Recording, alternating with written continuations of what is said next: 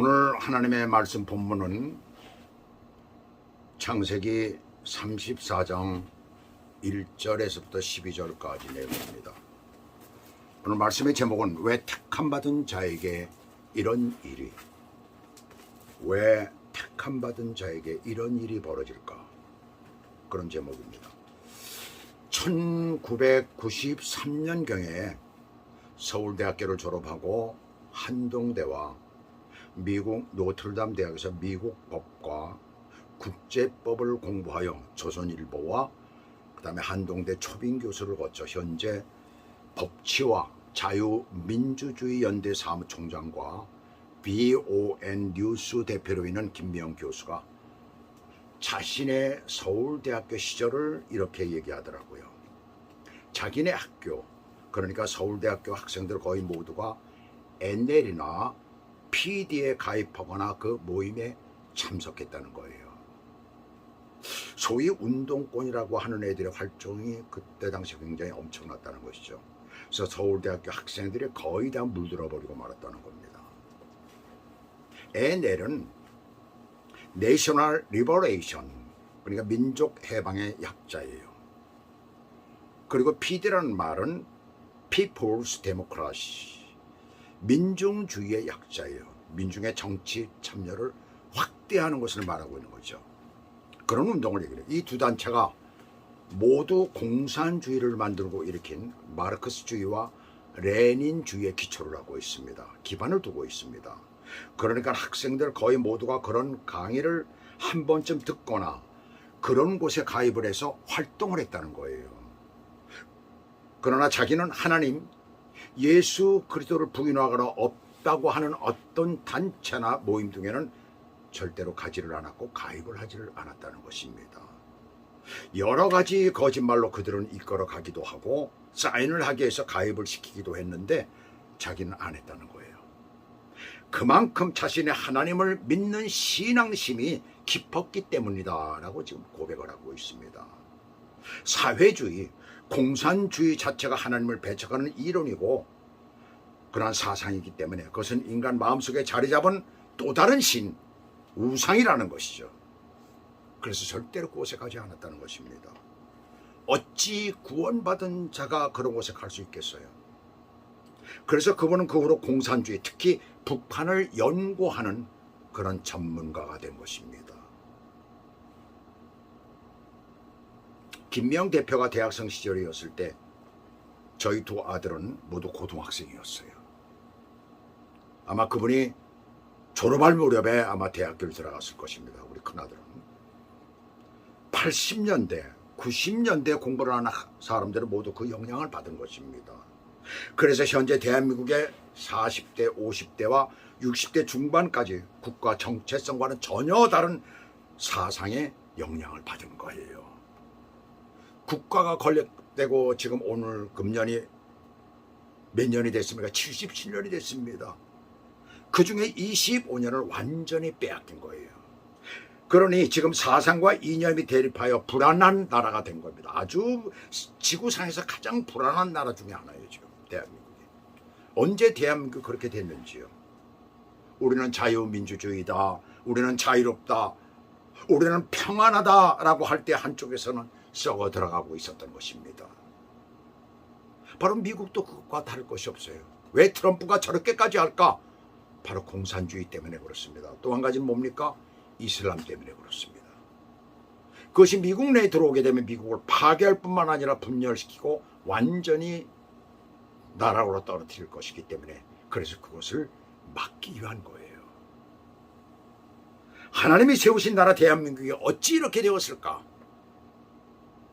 자, 이것을 오늘 본문과 대입해가지고 성경 본문에 비춰서 하나님이 택하신 가정에 어찌 이런 일이 일어날 수 있을까? 어떤 일입니까? 믿음의 가정이 전혀 예상치 못한 일을 당할 때 하나님께 울부짖는 소리가 바로 어찌 이런 일이 우리 가정에 일어났을까 이거죠. 그런 일이 지금 야곱의 가정에 일어난 거예요. 세겜에서 땅을 사고 하나님께 제사를 드린 후에 일어난 사건입니다. 잘 될 것 같았는데, 자, 이제 하나님 앞에 땅까지 사가지고, 그리고 거기다 제사를 드리고, 그리고 나서 이 모든 것이 잘 풀릴 줄 아는데 엉뚱한 일이 지금 일어나고 있는 거예요. 야곱의 하나밖에 없는 딸이 본문 1절에 보시면, 레아가 야곱에게 낳은 딸 디나가 그 땅의 딸들을 보러 나갔더니 라고 해요. 흔히 있을 수 있는 호기심이죠. 호기심이 죄입니까? 아니죠. 그런데 여기서 보러 나갔다는 말에 문제가 있어요. 왜 이런 표현을 썼을까요? 이 표현은 세심히 관찰하다, 배우다, 즐기다라는 그런 뜻이 있어요. 그러니까 그 땅 풍속을 배우고 즐기려는 의도를 가지고 구경하러 나간 것입니다. 눈에 보이는 세상 것을 보려고 나간 거예요. 그것을 누가 보았다고요?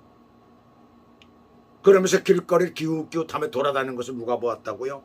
그 땅의 주장 세겜이 보았다는 겁니다. 여기서 그를 보고라는 말이 나와요. 이 말은 단순히 본 것이 아니라 그녀와 즐기거나 성관계를 갖기 위한 목적을 가지고 보았다는 거예요. 디나의 나이가 이때쯤엔 몇 살이었을까? 16, 7세쯤 되었죠. 신체적으로는 발달할 대로 발달한 나이입니다. 세겜이라는 이름은 세겜성과 똑같은 이름이죠. 주장이라면 그 성의 주인이나 다름이 없잖아요. 절대 권력자가 됩니다. 그가 디나를 강제로 끌어들여 강간을 한 거예요. 그리고 나서 세겜이 디나가 너무나 마음에 든 거예요. 보시면 연연하며 그 소녀를 사랑하여 라고 했습니다. 어떤 분은 이 표현을 보고 그렇게 사랑하는데 왜 그랬지? 라고 했지만, 그러나 그 사랑은 뭡니까? 순간적으로 일어난 욕정이지요. 욕정을 사랑으로 착각을 하는 거죠. 그래서 디나를 위로하고 달래면서 자기 아내로 달라고 자기 아버지 하몰에게 요청을 하는 장면이 오늘 본문의 내용 중에 하나입니다. 기가 막힐 일이죠. 야곱의 하나밖에 없는 딸이 귀하디 귀한 존재죠. 저희도 아들밖에 없잖아요. 딸이 참 있었으면 하는 그런 생각을 평생을 가졌었어요. 그 귀중한 딸이 참변을 당했어요. 그것도 같은 종족이 아닌 이방인에게입니다. 히브리인에게는 있어서는 안 될 일이 벌어진 거예요. 왜 이런 일이 벌어졌을까요? 바로 그것은 야곱이 다른 길로 갔었기 때문에 그렇습니다.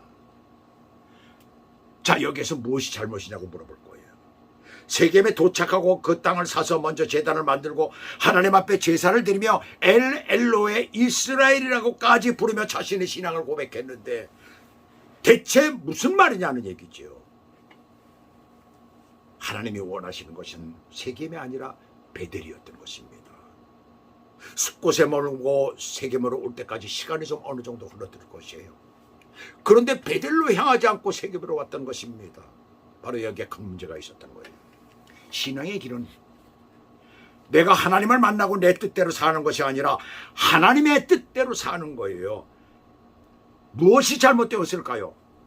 창세기 28장에서 형의 장자권을 훔치고 축복의 기도도 가르친 후 바단 아람으로 돌아갈 때에 베델에서 그가 돌베개를 베고 잠을 잘 때에 사닥다리로 오르내리는 천사를 보았고 그 꼭대기에 하나님이 계셔서 말씀하시는 것을 그가 들으면서 너무나 감격하여 하나님 앞에 서원한 것이 있어요. 그 서원은 바단 아람에서 나올 때에 베델에 둘러서 먼저 제단을 쌓겠다는 것이죠. 그 서원을 실천하는 것입니다. 우리가 구약 성경 가운데서 사사기서 11장에 입다라는 사람이 나오죠. 선지자가 나오죠. 그가 경솔한 서원으로 자기 딸을 번제로 바쳐야 하는 상황 가운데서 자신의 실수이지만 한번 하나님께 약속드린 것이기 때문에 그 서원을 지키는 장면이 나옵니다. 자기 딸을 번제로 드리잖아요. 그런데 야곱은 힘들었던 일들이 제대로 해결이 되었는데 하나님 앞에서 서원을 까맣게 잊고 있었던 거예요. 그것이 문제가 된 거예요. 신명기 23장 21절부터 보시면 내 하나님 여호와께 서원하거든 갚기를 더디하지 말라. 내 하나님 여호와께서 반드시 그것을 내게 요구하시리니 더디면 내게 죄라. 서원을 지키는 것이 더뎌도 죄라면 까맣게 잊은 것은 어떻게 해야 될까요? 징계로서 기억나게 하고 잘못된 것을 바로잡는 것입니다. 가혹하지만 하나님의 징계인 거예요. 징계는 때로 그 사람이 가장 소중히 여기는 것에서 일어납니다. 그래야 돌이키죠. 그래서 11서 12장 8절에 징계는 다 받는 것이거늘 너에게 없으면 사생자여 참 아들이 아니라고 말씀합니다. 하나님의 자녀라면 이 땅에서 징계가 있다는 거예요. 그래서 믿는 자에게 닥치는 어려움은 때로 하나님의 징계로 받아들일 수 있는 것입니다. 물론 다 그렇지는 않죠. 그렇다면 징계를 안 받고 온전히 살기 위해 무엇이 필요할까요? 하나님을 사랑하여 말씀에 바로 서는 것입니다. 바로 서지 못할 때 시험을 만나게 됩니다.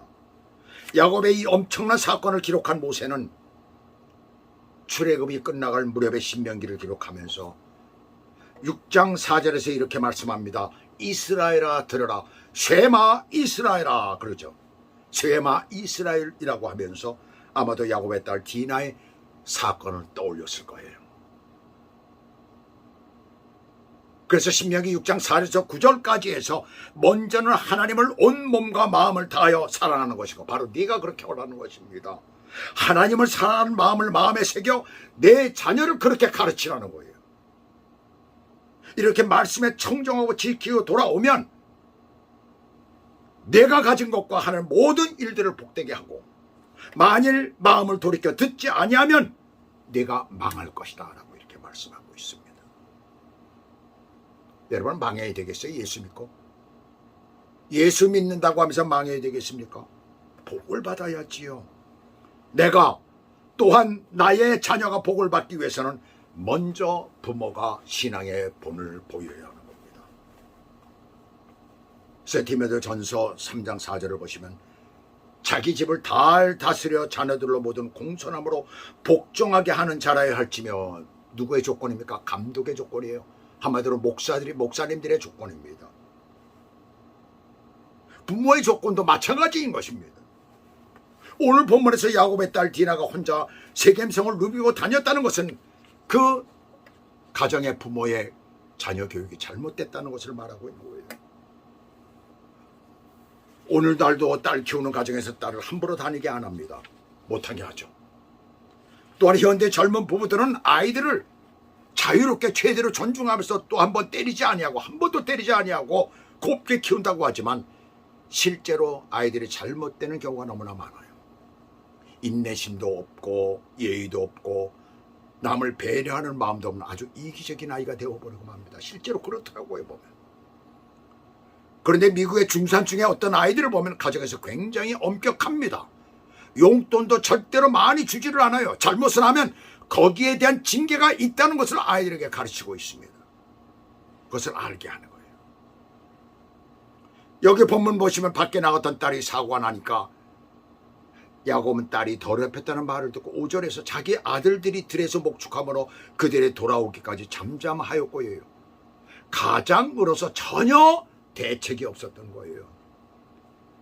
그러니 세겜과 그 아버지 하몰이 우습게 본 거죠. 그래서 하몰이 와서 사과 한마디 없이 세겜이 그렇게 내 딸을 좋아하니 내 딸을 세겜에게 주 아내가 되게 하라. 명령적으로 나오고 있어요 지금. 고대 사회에서 있을 수 없는 일이죠. 더구나 이방인과의 혼인을 금기시키고 있는 하나님을 섬기는 이 가정의 꼴이 우습게 되고 만 거예요. 그리고 그 자리에 누가 있었습니까? 아들들도 급히 올라왔기 때문에 들에서 목축을 하다가 돌아왔기 때문에 거기에 참석을 한 자리입니다. 거기에 또 세겜에 와가지고선 아주 의기양양하듯이 하면서 내 동생들 당신의 딸을 나에게 달라 라고 이렇게까지 얘기를 하는 장면이 나옵니다. 이런 치욕이 없죠. 완전히 밑바닥까지 하나님을 믿는 가정이 하나님의 자녀인 가정이 이 가정이 완전히 추락해버리고 만 거예요. 분노로 인해서 자신들을 컨트롤할 수 없는 단계까지 내려가고 만 것입니다. 이제까지 모든 것이 순탄하고 잘 풀려가던 가정이 어떻게 하루아침에 이렇게 돼버리고 말았을까요? 신앙의 세계에서 완성이라는 것은 없다는 것을 우리에게 보여줍니다. 선줄로 생각하지 말라는 거예요. 내가 미처 생각하지 못한 하나님께 범죄하고 있는 부분이 있음을 우리는 여기서 늘 깨달아야 하는 것입니다. 선줄로 생각하는 자는 넘어질까 조심하라. 고린도전서 10장 12절의 말씀이죠. 내가 완전하다고 생각하는 나의 신앙의 밑바닥엔 항상 미처 내가 생각하지 못하는 죄가 있음을 깨닫고 늘 경상하여 하나님 앞에 기도하며 하나님의 징계를 피하시는, 하나님의 기뻐하시는 삶을 그렇게 사시는 저와 여러분 되시기를 주 예수 그리스도의 이름으로 축복합니다. 기도하시겠습니다. 하나님 아버지, 오늘도 우리에게 귀하고 아름다운 말씀을 허락해 주심을 감사드립니다. 우리의 삶의 모든 부분들이 참으로 내 뜻대로, 내가 참으로 신앙에서 바로 설 때마다 늘 그렇게 생각합니다. 내가 뜻하는 것이 하나님의 뜻이야라고 생각하며 그렇게 살아갈 때가 많습니다. 그러나 주님께서는 분명히 말씀하는 것이 하나님의 뜻이 우리 가운데 임하고 그 뜻대로 순종하여 사는 것이 참 신앙이라는 것을 가르칩니다. 또한 뿐만 아니라 믿음의 세계에서는 완성이 없다는 것을 우리에게 또한 가르쳐 주십니다. 완전히 이루어진 것이 없다는 것을 우리에게 가르쳐 주는 것입니다.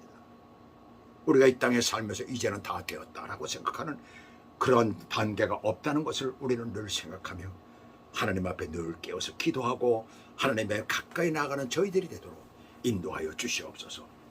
그래서 이 삶의 현장에서 우리가 하나님께로부터 징계를 받지 아니하고 하나님이 주시는 복을 충분히 받으며 살 수 있는 믿음의 사람들이 될 수 있도록 우리를 인도하시고 축복해 주시옵소서. 예수 그리스도 이름으로 감사하며 기도 올리옵나이다. 아멘. 자, 드디어 이제 스위스 여행에서 가장 하이라이트가 되는 융프라우 구경을 하도록 하겠습니다. 곤돌라를 먼저 타려고 그래요. 곤돌라를 먼저 타고 곤돌라로서 아름다운 융프라우 지역을 좀 보려고 합니다. 융프라우 지역에는 세 개 큰 봉우리가 있죠. 융프라우와 또한 미니, 또 아이거 해가지고 세 개의 큰 봉우리가 있습니다. 그 중에서 이제 융프라우가 가장 높은데 4,158m의 산이에요.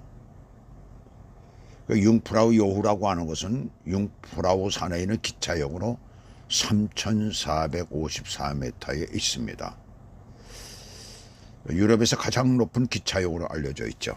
많은 사람들이 그 기차역까지 그 톱니바퀴 기차를 타고 오고 싶어서 이쪽으로 많이 여행을 하고 있고, 실제적으로 이 지역이 가장 아름답다고 손꼽히는 곳입니다.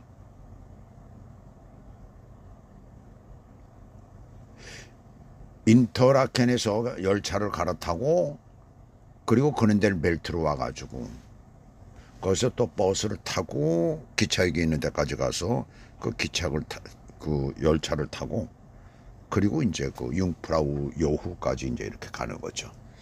그럼 이제 봉우리가 있고 그 봉우리 위까지 올라가게 되어 있습니다. 올라가서 오늘 사진을 찍은 그 장면들을 보시게 되죠. 지금 곤돌라에서 지금 내려다보고 있는 거예요. 곤돌라에서 사진을 찍은 것입니다. 쭉 이 지역을 둘러싸고 있는 산들을 우리가 볼 수가 있죠. 아직 눈이 완전히 녹지를 않았습니다. 4월 20일이 넘은 23일인가 4일인가 그쯤 됐을 거예요 아마. 근데 아직 눈들이 녹지를 않았죠. 녹지를 않고 그대로, 옛날엔 만년설이라고 했는데 지금은 날씨가 많이 온화해서 많이 그 녹아져 있는 그런 상태이죠.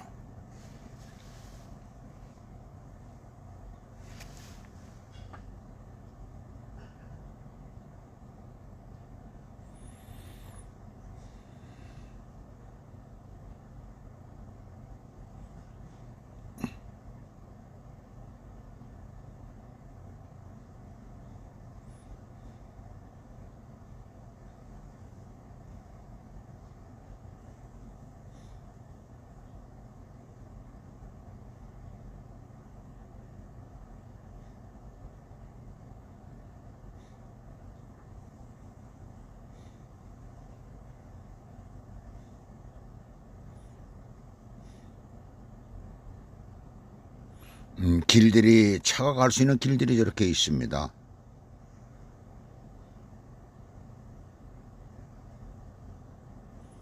밑으로 내려다보면 사람이 사는 집도 있고 조그마한 창고들이 상당히 여러 개 있죠.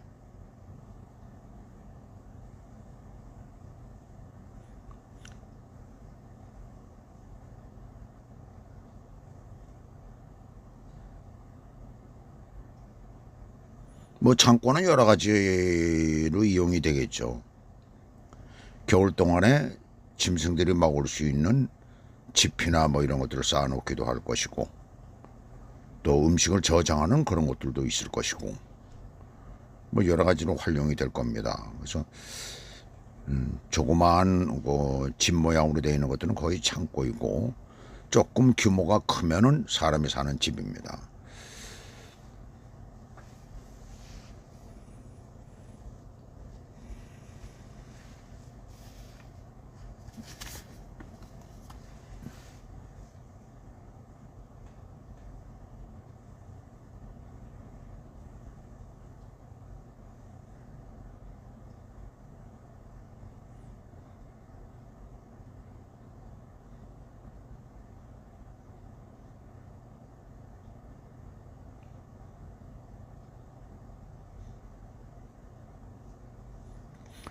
저희가 왔을 때 그렇게 춥지가 않았습니다.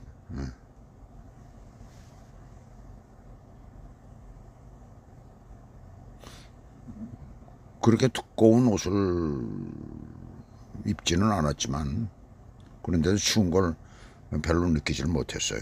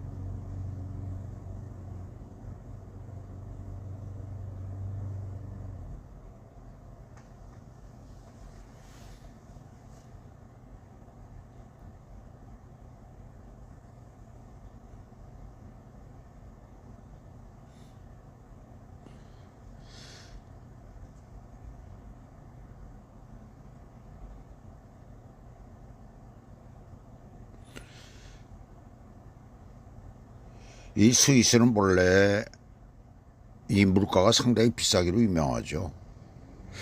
세계에서 가장 잘 사는 나라 중에 하나지만, 언제나 그 잘 사는 나라를 꼽으라라고 하면 스위스가 빠지지는 않습니다. 뭐 대단한 큰 공장들이 있는 것도 아니고 무슨 큰 산업이 있는 것도 아닌데, 세계에서 가장 잘 사는 나라 중에 하나다라고 할 때 그 수입이 도대체 어디에서 올까? 개인 수공업을 많이 하는 나라죠. 수공업이, 그 수공업들이 아주 명품들, 너무나 잘 아는 명품 시계들이 다 스위스에서 나오고 있잖아요. 그 다음에 이제 낙농업에서도 스위스 치즈라든가 이런 굉장히 알려져 있고 유명하죠. 스위스 제품들이 또 이런 공산품들 같은 게 수공업으로 되어져 있는 것들이 제법 다른 것들도 나와요. 옛날에 스위스 칼이라든가 해가지고 한참 비싼 가격에 한국에서도 팔린 적이 있었습니다. 또 그걸 가지고 또 스위스 칼도 아닌 걸 가지고 스위스 칼이라고 그러고 또 이렇게 파는 그런 사기꾼들도 있었죠.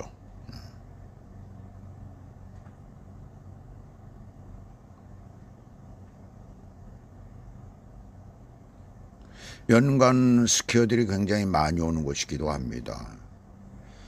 그래서 저희가 이제 숙소를 정해가지고 있는 곳은 조그마한 호텔인데, 규모가 보니까 스키어들을 위해서 이렇게 그 방 같은 것도 되어져 있는 것 같더라고요. 보니까 한 팀이 머물 수 있는 그런 공간을 저희가 방 2개를 얻어서 이렇게 이틀 동안을 거기서 잤습니다. 이따가 이제 그 호텔 조그마한 호텔에 나올 텐데 보시면 부부가 운영을 하고 있더라고요. 청소하는 사람은 따로 출퇴근을 하면서 청소를 하고 부부가 운영을 하는 그러니까 방이 뭐 한 10개 정도 될까요? 호텔이라고 이름을 붙여가지고 그리고 호텔을 운영을 하고 있더라고요. 용케 또 좀 그 싸게 잡아가지고 싼 가격으로 들어가서 이틀을 묵을 수가 있었어요.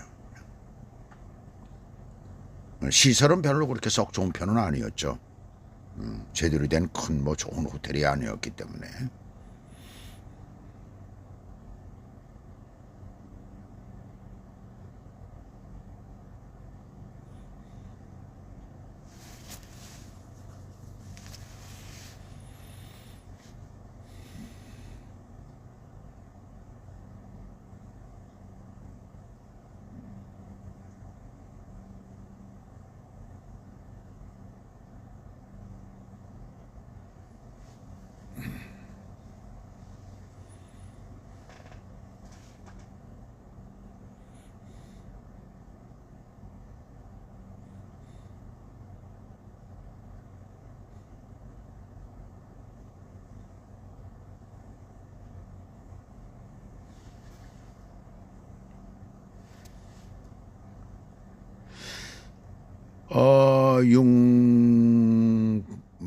기차역에서 올라가는 기차를 지금 기다리고 있는 거예요, 지금.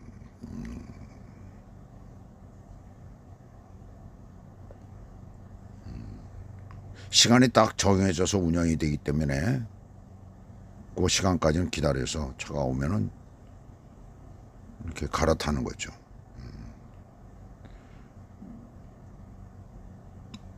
네, 이 톱니바퀴 기차입니다. 보시면 레일 돼 있고 뭐 이렇게 저 톱니바퀴 비슷한 뭐 그런 것들이 있잖아요. 네, 또 한번 보시죠. 여기. 네.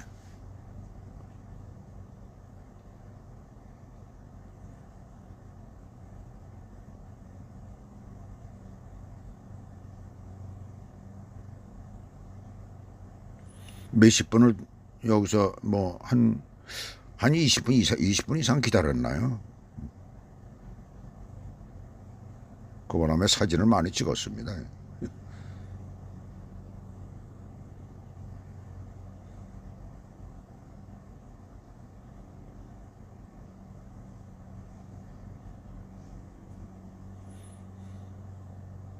옛날엔 기차가 그저 덜덜거리고 뭐 이렇게 아주 힘겹게 이렇게 올라가고 그랬다고 그러는데 지금은 안 그래요.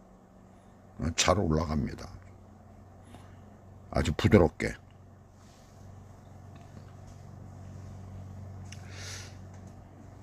자 보시면 알지만 이따 열차 내부도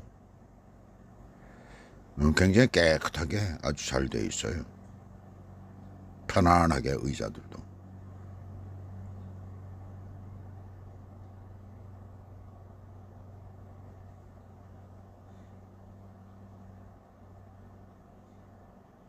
네, 열차 내부의 의자입니다.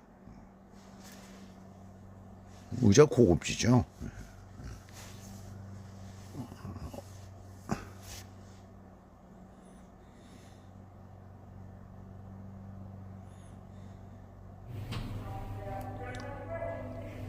아이스미어에서 내려가지고 산이 보입니다. 이 산을 바라보는 거지. 그렇지. 멋있다.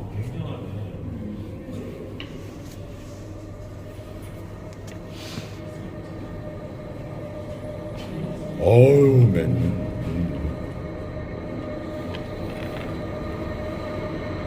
저쪽도 있어, 저쪽.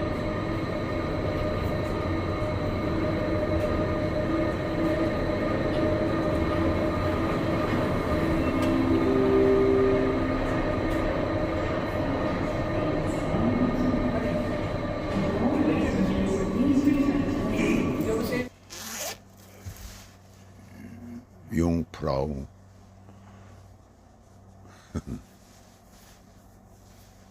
열차에 올라타는 그런 장면입니다.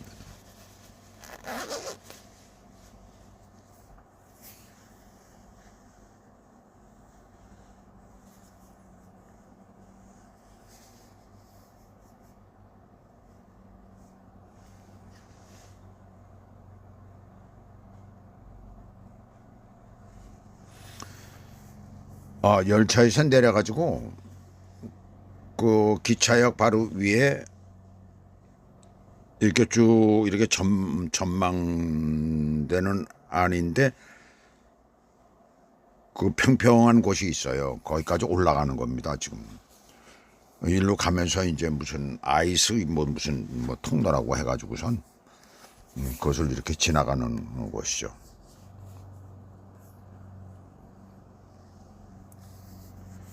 조카가 이제 저희들이 느리니까 기다리고 있는 거예요. 벌써 그 손녀 딸아이는 벌써 올라갔어요. 그 이렇게 높은 고지이기 때문에 저희들이 좀 숨이 차더라고요. 그래서 여기를 올라갈 수 있을까? 뭐 한 3,400m 되니까 걱정을 많이 했죠. 혹시 어떤 문제 생기지 않을까? 나이가 많다 보니까 좀 그런 걱정도 생기네요.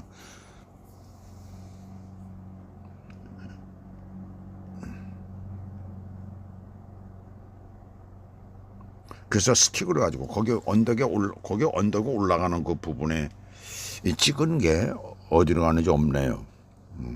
보면 이제 저하고 제 와이프하고 같이 이제 이렇게 힘들게 올라가는 모습을 찍은 게 있는데 그게 없더라고 보니까. 그래서 여긴 누출을 못했는데 이따가 이제 평평한 그것을 보게 될 겁니다. 이것을 지나가서 바로 이게 열리는 거죠. 이제 확 트이는 그런 장소가 나옵니다.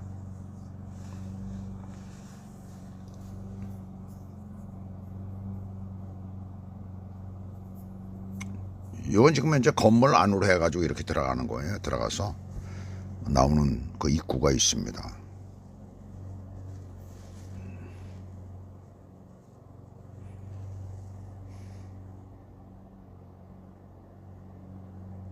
관광객들을 위해서 여러 가지로 이쁘게 해놨죠.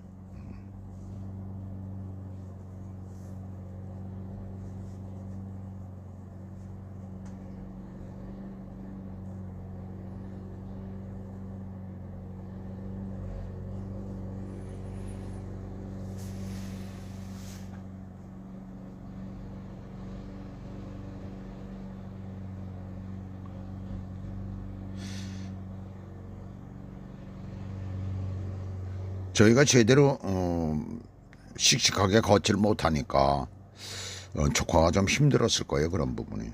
융프라우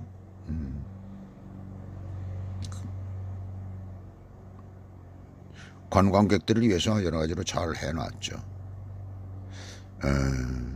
저쪽으로 가지 못한다고 막네요. 막고 길을 안내를 하죠. 더 이상 이쪽으로 가지 못한다. 여기가 이제 아이스 무슨 통로예요 저희가. 그런데 거기를 지금 시간이 저기 돼서 크로즈했다고 가지 못하게 해서 우리가 돌아서 이렇게 갔습니다. 조카 딸은 그쪽으로 해서 벌써 이미 올라간 거예요. 저희는 거기를 못 들어간 거죠.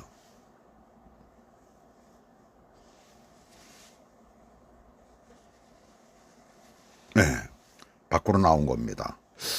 밖으로 나와서 힘들게 올라가는 약간 언덕이에요. 한 40m? 뭐 그 정도 되는 40m, 50m 그 정도를 이제 올라가는 거죠. 좀 올라가는데 그게 아주 굉장히 어렵더라고. 또 길이 굉장히 여기가 미끄러워요. 사람들이 많이 오르고 그래가지고 완전히 빙판이 돼 있습니다. 스틱이 없었으면은 미끄러워서 올라가기가 쉽지 않았을 거예요. 그 스틱이 있었기 때문에 스틱으로 짚고 그리고 겨우겨우 해서 지금 올라가고 거기에 바로 사람들이 밑을 내려다 볼 수 있도록 뭐 이렇게 둥그렇게 널찍한 그 평평한 그런 장소가 나옵니다. 그래서 거기서 서서 왔다 갔다 하면서 사진들을 찍고 여기는 정상은 아니에요. 정상은 4,158m인데 거기는 올라가지를 못합니다. 그냥 보기만 하는 거죠 여기서.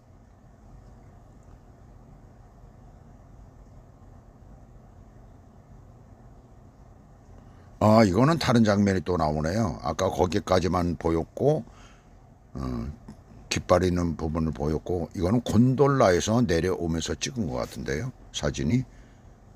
네, 그러네요. 곤돌라가 지나가는 게 보이네요. 이게 조금 뒤바뀌었어요. 이게 저 앞으로 가야 되는데, 근데 어떻게 편집을 하기가 어려워가지고, 그래서 제대로 놓지를 못했습니다. 곤돌라에서 그 위에서 찍은 그런 모습이죠.